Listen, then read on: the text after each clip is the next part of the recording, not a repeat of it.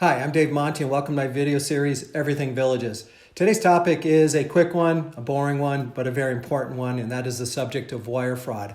We're going to discuss what it is, how it works, and how to protect yourself, so stay tuned. If you like my free 40-page guide, Buying and Selling a Home in the Villages, just email me at davemontysales@gmail.com and I'll send you out your copy. It's been a little while since I've done a video. I literally just had to clean cobwebs off for my video camera. Just been a very busy summer helping out a lot of clients. So this topic of wire fraud, the reason I picked it is just this week, one of the agents in our office had a client whose escrow deposit was stolen through wire fraud. So I figured I would cover, like I said in the introduction, is what it is, how it works, and how to protect yourself from it. So we'll get started here. So simply, all wire fraud is that a hacker has somehow gotten into one of the systems of somebody in the transaction and directed funds to one of their accounts instead of to the title company where the money was supposed to be wired to. And this typically happens mainly to the buyer because they're the ones who are bringing money into the transaction, whether it is with their escrow deposit or for their final closing cash. It is growing in frequency and sophistication. Just last year, they estimate over $300 million were stolen through real estate wire fraud. So I do think it's a very important topic on how to protect yourself. And it's not that difficult.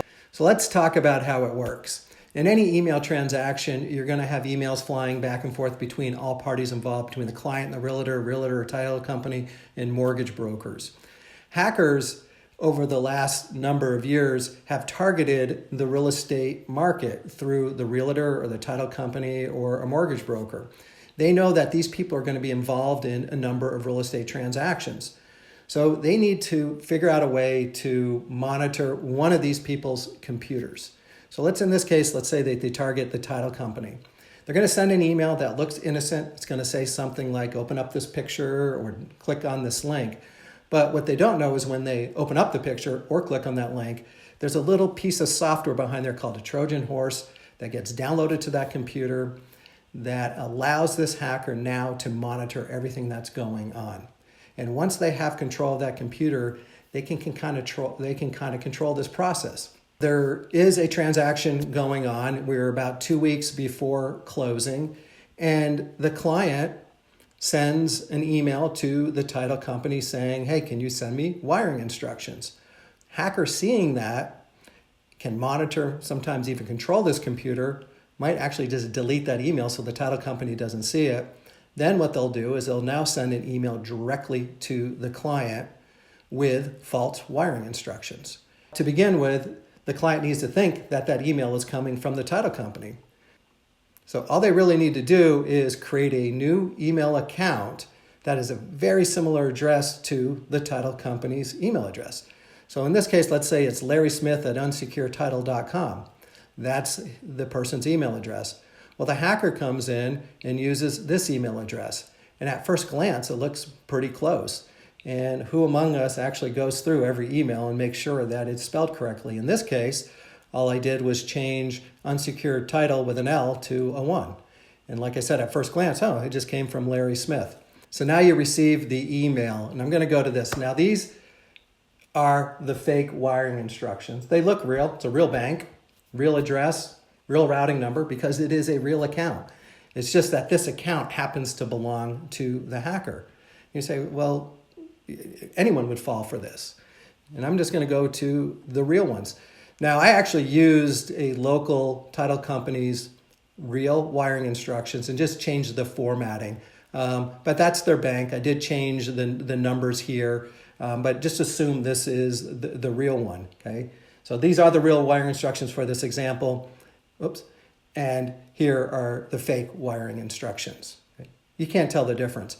Now, a couple things to note is that in here, they'll put a phone number in here. So if you have any questions about these wiring instructions, please call this number.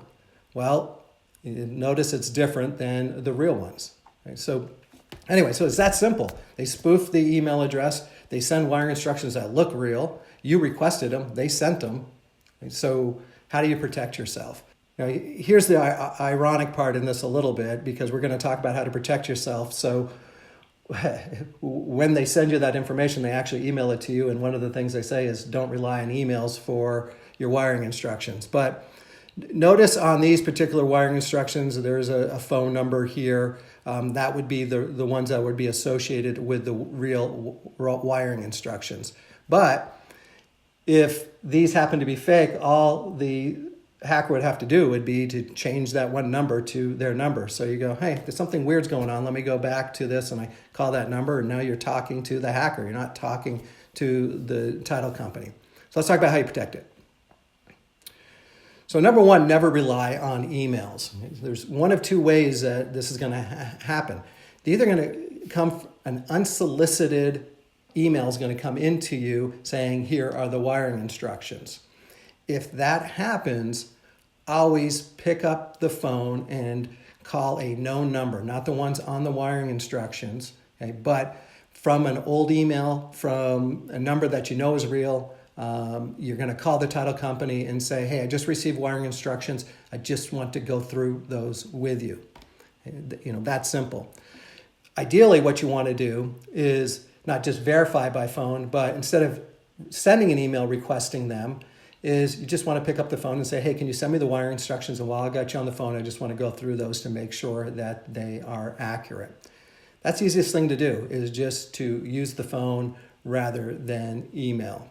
If you ever get an email that says, hey, we changed banks and just wanted to update you with the new wiring instructions, that's a huge red flag.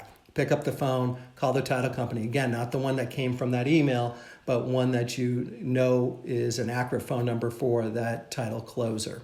Okay?